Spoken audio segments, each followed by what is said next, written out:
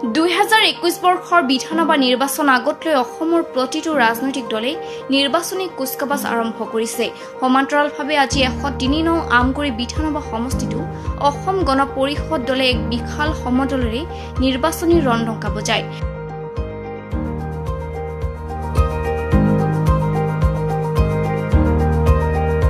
ৰাজনৈতিক দলটোৰ দলীয় কৰ্মীসকলে সমষ্টিটোৰ বিধায়ক প্ৰদীপ হাজৰিকাক আমগুৰিৰ পৰা বৃহৎ মটৰ চাইকেল ৰেলীৰে আদৰণি আনি নামতি চাৰিআলিত উষ্ম আদৰণি জনায়।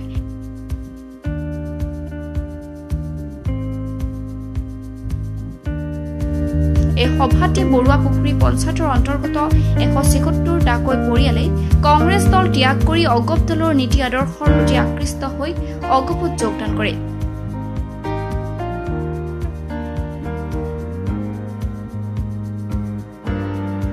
যোগদান কৰা প্ৰতিটো পৰিয়ালৰ জ্যেষ্ঠ ব্যক্তিক একোখনকৈ ফুলাম গামোচাৰে সম্বৰ্ধনা জনোৱা হয়।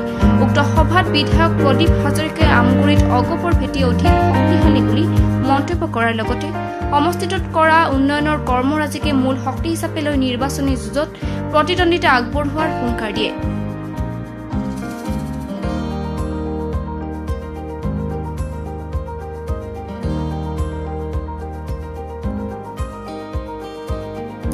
আনহাতে 2021 ৰণত এই সমষ্টিত নিশ্চিত বিজয়ৰ যাত্ৰাত বীৰ যোদ্ধা হিচাপে অংশীদাৰ হবলৈ অহা প্ৰতিগৰাকী নৱাগত সদস্যকে দললৈ উষ্ম আদৰণি জনায়।